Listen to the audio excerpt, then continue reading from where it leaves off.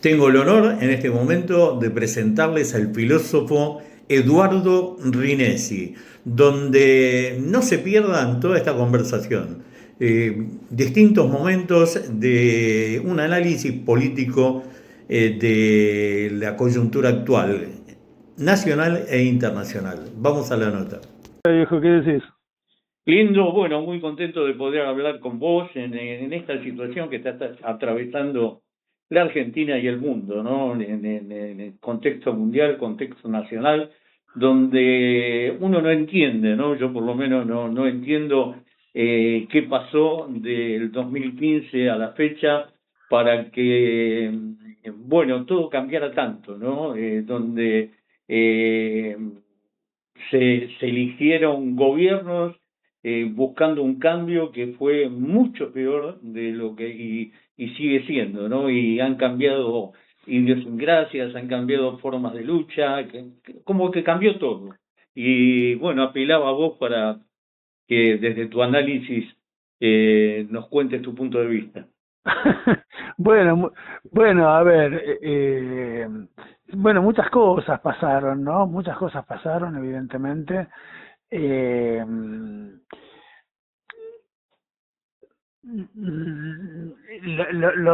los cambios de signo en los gobiernos de los países, en la vida democrática de los pueblos, son la regla y no la excepción y no deberían sorprendernos, ¿no? Quiero decir, no me parece que allí haya una anomalía particularmente destacable que haya que pensar como una curiosidad así especial. Eh, Llama la atención, sí, indudablemente, la brutalidad del discurso y de la práctica fuertemente destructiva de los lazos sociales más básicos, de las formas de solidaridad más elementales, de los eh, modos en los que tradicionalmente veníamos pensando nuestra convivencia y nuestros compromisos mutuos por parte del actual gobierno nacional en la Argentina, que tiene en efecto una cosa muy brutal, ¿no? Muy destructiva, eh, que viene llevando adelante y convirtiendo en políticas de destrucción de instituciones, de tradiciones, de, de normas, que nos ponen en una situación efectivamente muy delicada y que nos obliga a pensar cómo hacemos para que esta pesadilla se termine. Eh, a mí me tiene sin duda muy preocupado todo eso. No sé si tu pregunta se refería a eso o más en general a Mirá, cómo... yo lo que por ahí a lo que quiero apuntar es, se logró un consenso político, ¿no? Porque vos fijate que, o sea, el gobierno de Macri, y primero como por ahí un poco más gradual pero con el mismo rumbo, ¿no? Me acuerdo, no me olvido de González Fraga cuando decía se creyeron que se podían comprar un televisor o un celular, ¿no? O sea, como que fuera... Eh, Sin duda, me parece que sí, hay algo del orden de los consensos que se van construyendo. Los consensos son volátiles y son siempre circunstanciales y me parece que no hay que suponer que señalen convicciones definitivas de las sociedades en un sentido o en otro. Quiero decir, la Argentina entre 2003 y 2015, durante 3 turnos presidenciales sucesivos, parecía haber alcanzado un conjunto de consensos muy claro, importantes en torno a ciertos derechos fundamentales para nuestras vidas, en torno a el lugar del Estado en la garantía de esos derechos, en torno a la importancia de las funciones de ese Estado en materia de salud, en materia de vivienda, en materia de promoción del bienestar, en materia de educación, en materia de universidad, ¿no? Eh, Ahí parecíamos haber alcanzado un conjunto de consensos muy grandes y después resulta que los consensos no eran tan firmes como podíamos sospechar, y se abren otras interpelaciones posibles para la sociedad que resultan en cierto momento exitosas. En el medio, indudablemente, y no digo nada que no sea perfectamente obvio y que no haya sido estudiado y analizado y repetido, en el medio, sin duda, la experiencia de la pandemia tiene sobre todos nosotros un efecto muy grande de privatización de nuestras vidas, de ruptura de un conjunto de redes alrededor de las cuales esas vidas antes se organizaban, y aparecen otro tipo de interpelaciones, pero a mí yo tiendo a esquivarle a la idea de que los consensos que en determinado momento cierta mayoría electoral parece expresar, incluso si esa mayoría se mantiene más o menos constante durante un puñado de años, nos deban llevar a pensar en grandes acuerdos intemporales o de largo plazo alcanzados en una sociedad. Las sociedades son siempre o contienen en su interior impulsos muy diversos, muy contradictorios. Quiero decir esto, no me parece que esta haya sido una sociedad kirchnerista que durante 12 años votó Claro. a Néstor y a Cristina Kirchner porque pensara que las sociedades tienen que organizarse según una lógica de los derechos y que la patria es el otro y que qué sé yo qué, y que de la noche a la mañana se haya convertido en una sociedad mileísta, miserable, de tipos individualistas, egoístas, posesivos, que voten a Milei porque piensan que el otro se tiene que morir y porque ya no nos importa nada.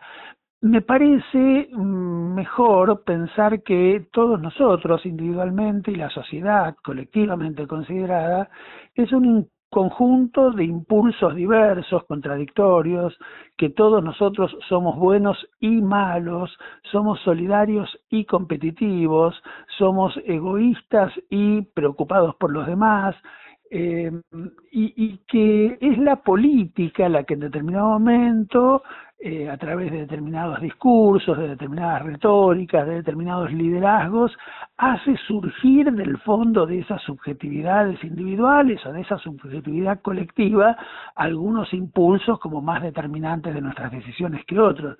Yo creo que Milei fue muy hábil, creo que fue muy inteligente en sacar de nosotros, para decirlo así de un modo tonto, lo peor de nosotros. Claro.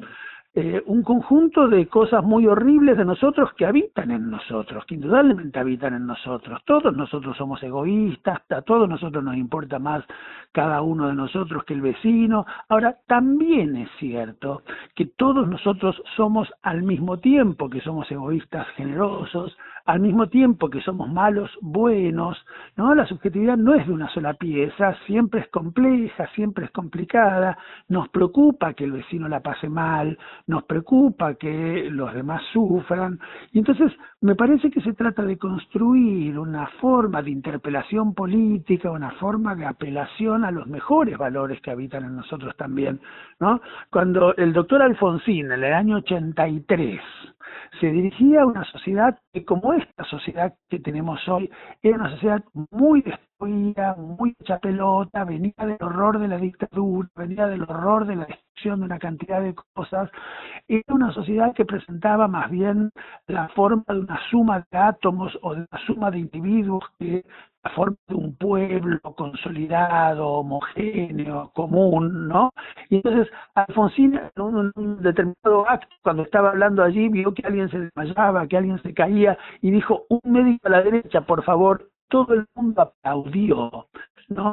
Me parece que ese aplauso revelaba que en medio de esta sociedad astillada, de esa sociedad fragmentada, de esa sociedad hecha de individuos, de partes, había una preocupación por el otro y una demanda de un tipo de liderazgo que se ocupara del otro, que se preocupara por el otro, que dijera: che, ahí hay un tipo que se cayó, a ver si hay un médico que lo ayuda. Y Hola. Hola. que es una frase que es una perfecta continuación de aquel un médico a la derecha, por favor, de Alfonsín, que quería decir, che, estamos hechos pelotas, estamos muy astillados, estamos muy fragmentados, estamos muy atomizados, pero no se trata de que cada uno ande a los codazos tratando de sacar al otro del camino, de sacar al otro de la ruta.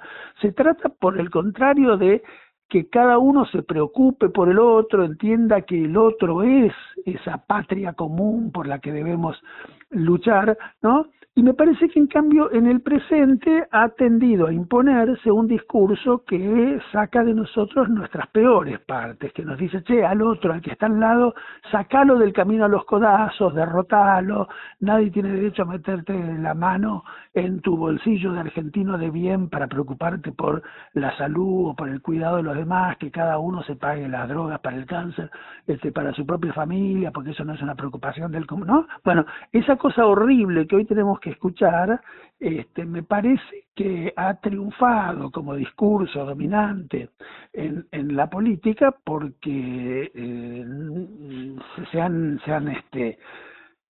ha producido como un desmayo de la política en relación con su necesidad de apelar a otros valores, a otros principios que también están en todos nosotros y a los que es necesario hoy sacar a la luz, ¿no? Eduardo, entonces yo entiendo, simplificando mucho, que el problema no es del pueblo, sino de la conducción o de los conductores.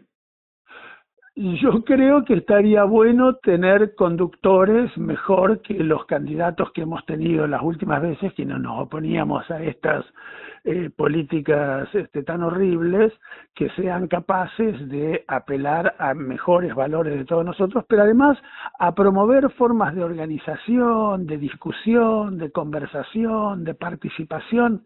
A mí me preocupa un poco que cuando empezamos a hablar de política empezamos a hablar de liderazgos, que cuando empezamos a hablar de política empezamos a hablar de nombres y apellidos, y me parece que hablar de política en una sociedad democrática debe ser hablar de las formas que construimos colectivamente para darnos estilos amplios de participación, de discusión, de conversación, de la que puedan surgir esos dirigentes, esos liderazgos que indudablemente necesitamos. Pero me parece que hay allí mucho para trabajar en relación con la democratización de nuestra democracia. Claro. Y en relación con la idea de que se trate de algo más que de ver a qué candidato elegimos o dejamos de elegir, ¿no? Y bueno, dentro de los partidos de discusión política, pero en un momento, haciendo un análisis histórico reciente, en un momento lo que por una ventaja táctica se fueron eliminando las elecciones internas, haciendo acuerdos de cúpula, y terminaron quedando dirigentes de pasillo y no dirigentes populares, no dirigentes de base. Y por ahí empezó el quiebre, me parece a mí. Sí, mucho para charlar sobre eso, sobre la larga historia, ¿no?, de las tensiones entre los momentos más representativos, los momentos más participativos, los momentos de profundización de los lazos más verticales entre dirigentes y dirigidos y los momentos de ampliación de las posibilidades de participación, de discusión. Ahí hay mucho para considerar sobre lo que pudimos hacer del 83 para acá, ¿no? Lo mencioné hace un ratito, Alfonsín. Alfonsín tuvo fuertes momentos de apelación a la participación popular, a la discusión colectiva. Los más viejos recordamos posiblemente la importancia del Congreso Pedagógico Nacional, que tuvo lugar en los comienzos de la presidencia de Alfonsín y que fue un gran momento de deliberación colectiva de una sociedad en torno a la educación de sus hijos. Pero Alfonsín también tuvo el domingo de Pascua del 87, donde dijo, che, ustedes me esperan acá, yo me tomo un helicóptero, arreglo este quilombo, vuelvo, les macaneo, ¿no? Y eso produjo después una distancia fuerte entre las representaciones políticas, partidarias, gubernamentales y las bases sociales que se habían quedado esperando allí en la plaza a sus dirigentes. El kirchnerismo también fue y vino en relación con la participación popular, hizo cosas muy interesantes, el decreto que promovía la participación popular en los procesos de sanción de leyes importantes, el aliento a la organización de los pibes en los centros de estudiantes en las escuelas, la baja de la edad a partir de la cual es posible votar, son todas formas de aliento a la participación popular. y al mismo tiempo tuvo también un momento fuertemente representativo, fuertemente delegativo, ¿no? Que tiene que ver con su tradición muy personalista, muy jacobina. Quiero decir, estamos siempre tensionados entre esas dos lógicas y me parece que allí hay mucho para pensar, para seguir aprendiendo. A mí me resultan interesantes los estilos de representación de los intereses populares en líderes que a veces tienen un componente fuertemente personalista. Eso no solamente no me disgusta, sino que me parece que forma parte de la mejor tradición democrática argentina. La pregunta es cómo hacemos para conciliar eso con formas de participación más amplias, formas de democracia más directa. Bueno, me parece que allí hay mucho para pensar. Y algo de eso creo que es lo que tenemos por delante para pensar cómo salimos de este pantano horrible en el que estamos, ¿no? Y también, o sea, el kirchnerismo e incluso el peronismo de Perón estuvo condicionado siempre por el poder real, ¿no? Por el poder que viene a través de la Embajada de Estados Unidos, del plan hegemónico mundial, y bueno, a veces no se ha podido, ¿no? Por ejemplo, el tema del lawfare que se venía viendo desde hace tiempo, se quiso democratizar la justicia, y bueno, no se quiso o no se pudo o no sé qué, pero bueno, terminamos en esto, ¿no? Donde gente que no respeta la ley, no respeta la Constitución, con la anuencia del Poder Judicial, está gobernando a decretazos y empujando todo, ¿no? A mí me parece que ese es un asunto serio. A mí me parece que la vigencia de la ley es un principio republicano fundamental. Yo creo que este gobierno sí, sin duda que tiene un momento de gobierno a decretazos, como dice usted, pero también no es cierto cumple la que ley, no cumple la ley, no cumple la ley de participación, no cumple la ley de financiamiento de la educación, no cumple la ley, ninguna. Exactamente, este último ejemplo a mí me parece particularmente importante y en este último tiempo ha sido motivo de mucha discusión, de mucha movilización popular, de mucha participación democrática de una ciudadanía que está muy escandalizada y muy harta de ese incumplimiento, ¿no? Porque en el caso de la ley de financiamiento universitario se trata de una ley votada por amplísima mayoría en las dos cámaras del Parlamento Nacional, vetada por el presidente, insistida nuevamente en las cámaras y ganada una vez más después de ese veto, y ya la justicia hasta sus niveles más altos, la mismísima Corte Suprema le ha dicho al gobierno: señores del gobierno, déjense de macanas, ustedes tienen que cumplir con esta ley, tienen que pagar. El incumplimiento de esa ley es particularmente grave porque deja a la República al borde mismo de su negación. ¿Cómo es un sistema de gobierno que se dice republicano, cuyos gobernantes incluso se llenan la boca diciendo la ley es la ley debe ser cumplida, ¿no? Pero cuando les toca a ellos se hacen los distraídos o dicen tonterías como no, el déficit fiscal, qué sé yo qué cosa, ¿no? Entonces, ahí tenemos un problema grande. Yo creo que ahí la movilización popular es un recurso democrático fundamental para evitar estos excesos, para evitar estas situaciones tan inconvenientes para la vida democrática. Las varias manifestaciones que ha habido, ¿no?, en las calles de todo el país en relación con la cuestión universitaria, así como en otra ocasión usted mencionaba algunas decisiones muy desafortunadas de la justicia. Cuando la justicia argentina estuvo a punto de dejar libres a una cantidad de represores culpables de delitos de lesa humanidad en virtud de la aplicación del principio del 2 por 1 hace unos 4 o 5 años, me parece, una cosa por el estilo, el pueblo argentino salió masivamente a las calles y le dijo, ni se les ocurra, ¿no? Quiere decir, eso me parece que, en contraste con lo que decíamos hace un momento, ¿no?, en que decíamos, bueno, muchas veces algunos discursos se han logrado prender en un pueblo que está muy cansado y yo qué sé qué, y que ha abrazado algunas retóricas muy conservadoras, pero parece ser que hay algunas cosas con las que no se jode. ¿no? Me parece que cuando hubo una amenaza cierta de que estos personajes salieran libres a la calle, el pueblo argentino dijo, no, con esto no, no Sí, se hubo macanean, ¿no? varias oportunidades, ¿no? En las que el pueblo salió, en lo que no fue conducido o la política no estuvo a la altura de los acontecimientos, porque también tenemos que, siempre que se convocó al pueblo o siempre que hubo una cuestión de este tipo, salió, pero después no se coronó, ¿no? Porque siguen los diputados le importa minga de lo que dice el pueblo, a los jueces le importa minga de lo que dice el pueblo, al poder económico le importa menos y al gobierno le importa menos, ¿no? Entonces decir, ¿cómo puede ser Milei que haga todo lo que está haciendo? Lo hace porque tiene un montón de complicidades, porque hay un consenso político para hacerlo, ¿no? Mayoritario, porque si no, no lo podría hacer. Sí, yo creo que en algunos asuntos sí, en otros asuntos un poco menos. No me parece tampoco que le esté resultando facilísimo llevar adelante el programa de destrucción, que creo que querría llevar adelante con bastante más rapidez todavía. Algunas cosas han logrado ser paradas en las cámaras del Parlamento. De todos modos, estoy de acuerdo de manera general en que tenemos un problema allí. Tenemos Igual un está problema. rompiendo todo. Yo digo, yo no sé si a Está veces nos rompiendo damos todo. cuenta del desastre que está haciendo. O No. sea, y de la condición que le va a quedar, porque esto se va a terminar obviamente por su propio peso. Pero lo que va a quedar va a quedar condicionado 10 gobiernos, con la deuda, con los compromisos que tomó con determinadas cosas, con el RIGI, con el Super RIGI.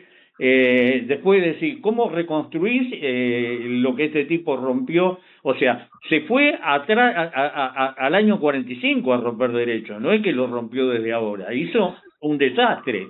Y con el silencio de la CGT, que en algún momento era la columna vertebral del movimiento, ¿no? Bronca lo que está pasando. No, sin duda, sin duda, sin duda. Ellos tienen un programa de destrucción muy claro, necesitan. ¿Vio esa frase que dicen todo el tiempo? La sociedad no existe, ¿no? Tienen esa idea. Esa frase la toman de una dirigente conservadora británica, Margaret Thatcher, a la que citan todo el tiempo para decir eso. La sociedad no existe, no hay tal cosa como la sociedad, ¿no? Bueno, esa frase yo creo que no es exactamente una descripción de cómo funcionan las cosas, es un programa. Los tipos quieren que la sociedad no exista, los tipos están haciendo pelotas todos para que por fin sea cierto que la sociedad no existe, y el modo en que lo están haciendo es muy serio. Las fotografías de hace 2 días o 3 días, 2 días me parece, de las fuerzas de seguridad, Claro. la Gendarmería Nacional entrando a la CONEA, ¿no? Para reprimir a unos pobres científicos que estaban protestando porque los estaban expulsando de esa fundamental institución de desarrollo del pensamiento científico, tecnológico en la Argentina, son fotografías muy preocupantes que En el revelan hasta marco qué de la punto... destrucción del programa nuclear argentino. Exactamente, que es muy serio, que es muy serio. Los tipos están yendo en efecto por las instituciones de producción de conocimiento científico en áreas muy fundamentales para la soberanía nacional.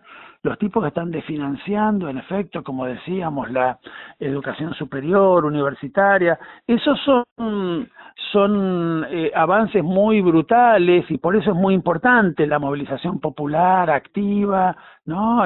Para señalar algunos límites a tanta destrucción, porque allí se afectan elementos fundamentales de la vida de la sociedad, de la existencia misma de una cultura, ¿no? Cultura, esa es una palabra interesante, la palabra cultura que alude al culto de los muertos, al culto de los viejos, al culto de los mayores, a los quienes hoy, en lugar de rendírseles culto, se les pegan palazos todos los miércoles en la Plaza del Congreso, y al cultivo, ¿no? Al cultivo, a la educación de los que vienen, de nuestros hijos, de los jóvenes. Entonces, sin memoria del pasado, sin proyecto hacia el futuro, con palos para los viejos, con desfinanciamiento de las escuelas y de las universidades para los chicos, estamos en problemas serios, están amenazando las bases mismas de existencia de la sociedad. Yo creo que eso es lo muy serio, eso es lo que está en peligro, la existencia misma de una sociedad. Eso es lo que hay que revertir. Y por suerte, la Argentina es un país en el que cada 2 años se vota y en que cada 4 años se vota presidente. De modo que yo Bueno, creo... hasta ahora lo trajeron a Peter Thiel, que no cree en la democracia, para ver qué puede hacer con eso, ¿no? No, ellos tampoco creen en la democracia, no creen ni un poquito en la democracia, pero eso, esa no se la van a llevar puesta así nomás. A mí me parece que tenemos en efecto que sacar a Ya estos tipos cambiaron de... el sistema electoral, ya tienen todas las bases de datos, ya tienen un montón de cosas para entorpecer la democracia y no nos estamos dando cuenta. Y este tipo que viene no es un cuatro de copas, ¿no? Y viene con todo el poder que llevó hace poco a la segunda vuelta, a la elección de Milei o a la ratificación de Milei por miedo o por lo que sea. Y mientras tanto, se hace, no sé, quería preguntarte también, ¿qué opinás del acto de Parque Lezama? Bueno, bueno, cambiamos de Te tema. cambio porque no, sabés que todo tiene que ver con todo, ¿no? Porque ¿de qué lado estamos? eh, bueno, pero pará, me parece que hay dos El cosas. acto en sí, una reivindicación más que justa y creo que muy consensuada, pero el discurso me parece No, tremendo. yo creo que estamos de acuerdo. Por supuesto que la reivindicación de una gran dirigente política, democrática, que fue una notable presidenta, cuyo póster tenemos todos en nuestra casa, está fuera de discusión y me parece que, por supuesto, también está fuera de discusión la necesidad de reclamar por su libertad, como la de otros presos políticos que hay en la Argentina, que es un escándalo que estén presos, es un escándalo que Milagro Sala esté presa, es un Claro. escándalo que Cristina Fernández esté presa, todo eso son escándalos muy grandes. Eh, lo otro es el conjunto de voces que empezamos a escuchar hoy en la Argentina que dicen que si algún candidato le gana a las elecciones a Milei en una elección en la que esté proscripta una dirigente, ese candidato se convertiría inmediatamente en una especie de Arturo Frondizi, en un candidato ilegítimo, en un presidente más o menos, como escuché el otro día, en un plan B. Bueno, eso me parece que son cosas que no está bien decir, ¿no? No está bien decir, uno puede perfectamente reclamar la libertad para todos los presos políticos en la Argentina y no decir estupideces, no decir que un gran dirigente político que tiene evidentemente grandes condiciones para convertirse en presidente de la nación, que por otro lado todas las encuestas le están dando que es el candidato que puede ganarle al actual presidente de la nación y además el único candidato que puede hacerlo, sería ilegítimo que se presentara en las circunstancias que tenemos. Eso me parece que no se puede decir, que es una falta de patriotismo muy grande, que no está bueno. Me parece que tenemos que encontrar un modo de conversar estas cosas. Yo trato de hacerlo mucho con queridos compañeros que derivan del cariño que todos le tenemos a una dirigente política notable, del recuerdo que todos tenemos de esa experiencia política democrática tan interesante, derivan de eso la invalidación de cualquier cosa que no sea pedir porque ella sea nuevamente presidenta, después de que ella misma dijo, y no una vez, varias, que ya estaba, que ya no era su tiempo, que el bastón de mariscal esto, que el bastón de Claro. mariscal no sé qué otra cosa. Resulta que cuando un dirigente político extraordinario, que tiene la edad perfecta para ser presidente, que está preparadísimo para ser presidente, que tiene equipos para ser presidente, agarra el bastón de mariscal que ella pidió que agarraran, algunos se dan cuenta que está proscripta y que eso no puede ser y que entonces todo sería ilegítimo y todo sería un plan B y todo sería horrible. Eso me parece que no ayuda, me parece que tenemos que tratar de encontrar los modos de conversar con calma con los compañeros que están en esa posición, porque me parece que pueden llevar incluso a hacer fracasar el plan de sacarlo a este tipo horrible que tenemos hoy en el poder, ¿no? Claro, porque cuando yo te digo que a mí me preocupa sobremanera, me preocupa desde, no desde ahora, no desde el acto de Lanús, ¿no? Hace alrededor de 2 años que se hizo el acto en Lanús para pegarle a Axel Kicillof y en ese acto de Lanús se justificó el veto de Javier Milei a la ley universitaria, ¿no? A la ley de financiamiento universitario, como que es una facultad constitucional. Entonces, a veces uno se pregunta qué hay detrás de todo esto, ¿no? Yo me pregunto, porque Axel Kicillof es reconocido, y yo no soy axelista, pero es un tipo reconocido por su honestidad, ¿no? Primero, tiene condiciones políticas, como bien lo decís vos y todo. ¿Cuál es el objetivo de pegarle por sobre todas las cosas un montón de gente del mismo palo? No sé si son del mismo palo últimamente, ¿no? Pero pegándole a un dirigente, incluso haciéndole la vida imposible en la Cámara de Diputados, con algunas leyes y algunas cosas. Vos me decís, tiene 4 patas, mueve la cola, ladra de perro, ¿no? ¿Qué pasa? Sí, a mí me resulta verdaderamente incomprensible y de ratos más que incomprensible, muy irritante. Efectivamente, esa es una discusión que es necesario sostener porque puede hacer mucho daño ese tipo de posiciones a la posibilidad de desplazar a Milei del poder el año que viene. Yo creo que tenemos que dejarnos de macanas. La Eso, situación es muy seria. el querer parar con las PASO también, en este momento, si no hay PASO, ¿qué es? Otra, ¿no? Sin duda, sin duda. Yo creo eso parece bastante evidente que es el propósito del gobierno y que es un propósito que podría fortalecerlo en la medida en que complicaría mucho a la oposición, eventualmente promoviendo que fuera dividida. Por eso me parece que hay que desacelerar los movimientos y los discursos de división de la oposición de este tipo que estamos comentando, ¿no? A mí eso me llena de preocupación, claro. Parece ser que en vez de parar, se acelera. Bueno, la otra que viene te voy a volver loco en el día de hoy, ¿no? Con preguntas. Con respecto a este contexto internacional, ¿no? Que parece ser que el hombre es lobo del mismo hombre, ¿no? Y parece ser que es una conducta ancestral, ¿no? De que sobreviva el más fuerte, ¿no? El más apto, que no quiere decir que sean los mejores, ¿no? Sino los que no tienen ningún código y utilizan la violencia y la supremacía para sobrevivir. ¿Cómo ves el mundo desde ese punto de vista?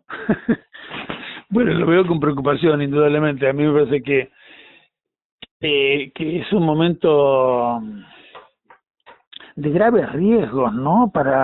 No quisiera decirlo de un modo especialmente catastrofista, pero es más o menos evidente y nos lo vienen avisando todos los que saben, y además lo verificamos hace no tantos años, hace solo 5 años tuvimos una circunstancia en el planeta entero que sería una ingenuidad suponer que es una cosa que pasó, bueno, ya está, qué suerte, se terminó, ya vimos muchas series danesas, ahora volvemos a la normalidad.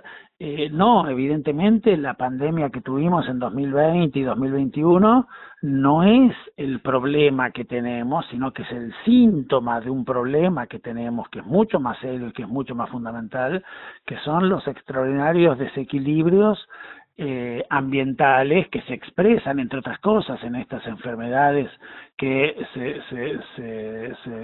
repiten periódicamente con cada vez mayor gravedad, con cada vez más dificultades para atajarlas en todos los países del mundo, y que tienen que ver no con catástrofes naturales, ni con el capricho de los dioses, ni con alguna circunstancia fortuita, sino con decisiones perfectamente humanas tomadas por un grupo muy pequeñito de humanos, pero muy pequeñito, que nos están haciendo la vida muy difícil a todos, ¿no? Es muy reducido el grupo de personas que decide en el planeta cuántos miles de hectáreas son deforestadas cada año, cuántas toneladas de pesticidas se le tira a la comida que comemos, y esas decisiones tienen consecuencias muy graves. Todos los que saben nos vienen avisando que esta última peste del COVID-19 y las que tuvimos antes, la de los pollos, la de los ya ni me acuerdo cuánto, Sí, sí. ¿No? Que tienen todas características más o menos parecidas, son todas enfermedades derivadas de la transformación del metabolismo de algún animal, en este último caso fueron los murciélagos, en el anterior fueron otros bichos, que transmiten después enfermedades a los humanos que tienen las consecuencias que sabemos que tienen. Bueno, ese tipo de destrozos que se están produciendo sobre el planeta, sumados por supuesto a la proliferación de guerras, que no es ninguna novedad, pero que cada vez son más costosas, de vidas, ¿no? A la prepotencia de la fuerza que lidera un imperio en evidente descomposición, pero que sigue cometiendo tropelías por todo el mundo.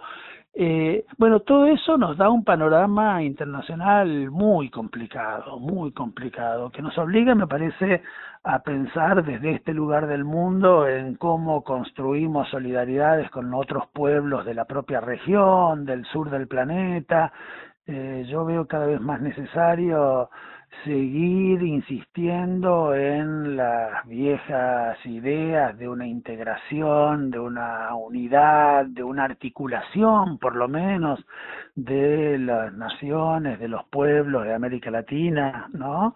Frente a estas avanzadas imperiales o neoimperiales o como sea que haya que calificarlas de los más grandotes del planeta, en su lucha también tremenda por recursos naturales, por fuentes de energía. Me parece que estamos en una situación muy delicada para el mantenimiento mismo de las condiciones para la vida en nuestro país, en nuestros países, en el planeta en su conjunto, que nos hace volver a preguntarnos por esa cuestión fundamental. Me acuerdo ahora del título de un libro que hace ya muchas décadas, fue un libro muy importante, El futuro de la humanidad, ¿no? Un filósofo alemán, que se llamaba Karl Jaspers, escribía después de Hiroshima un libro que fue muy importante. Yo lo leí durante la pandemia, y era inevitable comparar la situación de la que se hablaba en ese libro con la situación que entonces estábamos protagonizando. El libro de Jasper se llamaba La bomba atómica y el futuro de la humanidad, ¿no? Y lo que decía Jaspers es: el propio desarrollo de las tecnologías humanas nos ha llevado a un punto en el que la propia existencia humana en el planeta corre peligro. En su libro la pregunta era la pregunta por la bomba. Yo leía ese libro hace ahora 5 años preocupado por la pandemia, pero no deja de ser la misma pregunta. Son desarrollos tecnológicos de una sociedad particularmente injusta y brutal que acarrean como consecuencia la destrucción de condiciones mínimas para la vida. Y eso hace aparecer la pregunta por la humanidad, ¿no? Por el conjunto de hombres y mujeres y grupos y pueblos y naciones del planeta que hoy están en peligro por la irresponsabilidad de un grupo muy reducido de personas, pero que tienen el poder y pero que tienen un extraordinario poder, un poder que es incluso superior al de los gobiernos de los países más ricos de la Tierra. Si hoy el gobierno de los Estados Unidos quisiera limitar la cantidad de hectáreas que se talan, que se deforestan todos los años, no tendría instrumentos para hacerlo, porque esas decisiones se toman en mesas, ¿no?, de superempresarios con los que los gobiernos de los estados no tienen ninguna capacidad para meterse. Entonces, es una situación muy delicada que requiere, me parece, de gobiernos democráticos en todos los países del mundo, de opiniones públicas de las sociedades civiles de esos países movilizadas, críticas, activas, de diálogo entre esos gobiernos democráticos y entre esos pueblos de la tierra los unos con los otros, de intervención de los que tienen los conocimientos científicos para pensar estos problemas que están en general en nuestras universidades, ¿no?